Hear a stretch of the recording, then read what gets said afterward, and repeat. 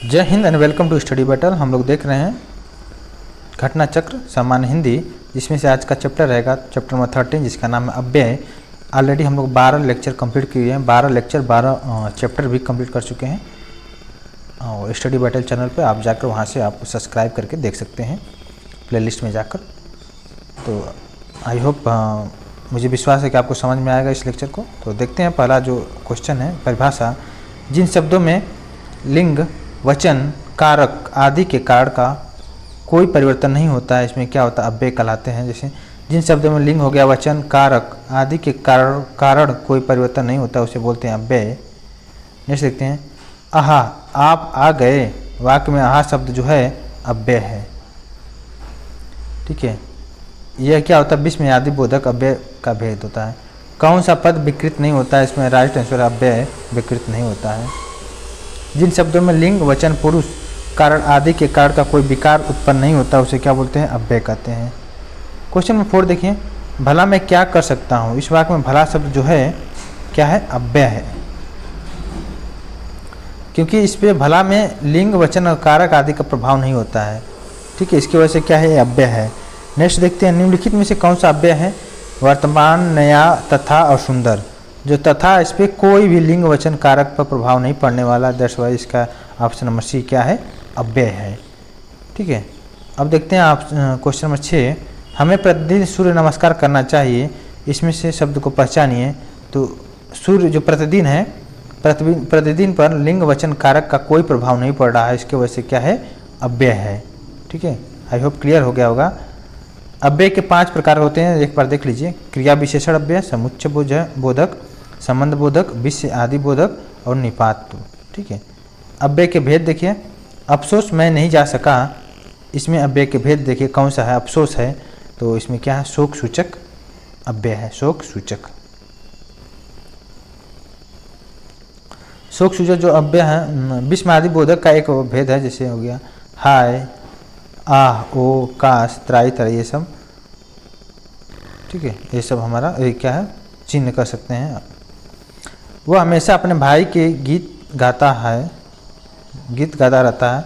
वह हमेशा अपने भाई के गीत गाता रहता है। इस वाक्य में अव्यय जो पद है हमेशा है, हमेशा से कोई भी प्रभाव नहीं पड़ रहा हमेशा पर लिंग, वचन, कारक का। देखिए, कृदंत अव्यय एक प्रकार नहीं है, तो इसका राइट आंसर भूतकालिक कृदंत। वह दिन भर पढ़ता रहता है। इस वाक्य में जो दिन भर है क्या है, अव्यय है। अव्यय में भी निपात अव्यय है, क्योंकि इसमें लिंग, वचन, कारक का कोई प्रभाव नहीं पड़ रहा है। हिंदी में देखिए, इसका डिटेल्स में देखते हैं। हिंदी में जो निपात के रूप में प्रयुक्त शब्द होते हैं, जैसे तो हो गया, तक हो गया, न, पर, भला, भी, ही, इनमें से तो, ही, भी, तक 2 वाक्यों का अंतर संबंध प्रकट करते हैं। भला, न और भर किसी वाक्य के अर्थ को विशिष्ट बना देते हैं, तो इस वाक्य में दिन भर क्या है, निपात है। नहीं देखते हैं, वह काम नहीं करता, तो इसमें अव्यय जो पद है नहीं है, क्योंकि नहीं पर कोई भी फर्क नहीं पड़ने वाला लिंग, वचन, कारक का अव्यय नहीं है। देखिए, अव्यय जो नहीं है, इसमें किसे अव्यय नहीं है। आज, कल और इधर, ये सब अव्यय है। जो किसे है, किसे वर्ड है, ये प्रश्नवाचक शब्द है, किसे वर्ड। वह लाचार है क्योंकि वह अंधा है। इसमें से कौन सा अव्यय है, तो कारणवाचक अव्यय है। ठीक है, अर्थ के आधार पर संबंधवाचक अव्यय को कितने भागों में बांटा गया है, तो 13 भागों में बांटा गया है। संबंधवाचक अव्यय को जो 13 भाग हैं, उसको देख सकते हैं आप। कालवाचक, स्थानवाचक, दिशावाचक, साधनवाचक, हेतुवाचक और विषयवाचक। इसके अलावा व्यतिरेकवाचक, विनिमयवाचक, सादृश्यवाचक, विरोधवाचक, सहचरवाचक, संग्रहवाचक और तुलनावाचक। ठीक है, इतना सारा वाचक है। ठीक है, अब नेक्स्ट है हमारा क्वेश्चन नंबर 15, क्रिया विशेषण देखते हैं। मैं वहाँ होकर आया हूँ, इसमें से कौन सा अव्यय है, तो इसमें वहाँ जो है क्रिया विशेषण अव्यय है। मैं वहाँ होकर आया, इस वाक्य में वहाँ शब्द जो है अव्यय है, और वह क्रिया विशेषण अव्यय है। क्रिया विशेषण अव्यय मतलब जिस शब्द से क्रिया की विशेषता का पता हो, उसे क्रिया विशेषण अव्यय कहता हूँ। देखिए, इसमें से अव्यय पहचानिए, इसमें से जो ठीक वर्ड है इसमें अव्यय है, क्योंकि इस पर लिंग, वचन, कारक पर कोई प्रभाव नहीं पड़ने वाला है। परिमाणवाचक क्रिया विशेषण अव्यय कौन सा है, तो इतना जो वर्ड है ये परिमाणवाचक क्रिया विशेषण अव्यय है। क्वेश्चन नंबर 18 देखिए, उसने कटोरा भर दूध पिया। निम्नलिखित वाक्य में से कौन सा कटोरा है? तो भर जो है कौन सा अव्यय है? तो भर जो है अव्यय है, क्योंकि इस पे लिंग वचन कारक का कोई भी प्रभाव। संबंधवाचक अव्यय देखते हैं। सीता सखियां सहित पुष्प वाटिका गई। तो रेखांकित वाक्य में जो अव्यय है इसमें कौन सा अव्यय है? संबंधबोधक अव्यय है। रात भर जागना स्वास्थ्य के लिए अच्छा नहीं होगा, नहीं है, रेखांकित शब्द को पहचानना है। तो संबंध सूचक जो अव्यय है, रात भर जागना स्वास्थ्य के लिए अच्छा नहीं होगा, इसमें से भर वर्ड है, संबंध सूचक अव्यय है। जैसे तक हो गया, भर हो गया, प्रयत्न हो गया, आदि जो हो गया संबंध सूचक अव्यय के भेद हैं। उसके बिना तुम कुछ नहीं हो, इस वाक्य में संबंध बोधक शब्द कौन सा है? बिना।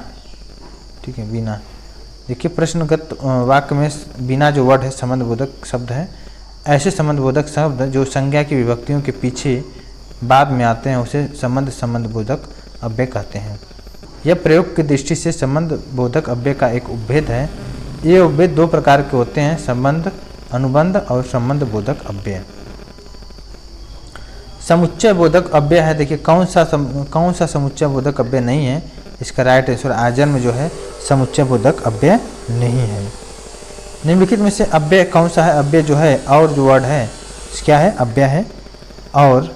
ठीक है, तो आई थिंक क्लियर हो गया होगा। अब क्वेश्चन नंबर 14 देखें, 24 देखते हैं। वह पढ़ता है लेकिन बात भी बहुत करता है। इसमें वर्ड में जो लेकिन वर्ड है इसमें क्या है? अव्यय है। 20 में अधिक बोधक देखते हैं। ये इसमें से कौन सा अव्यय है?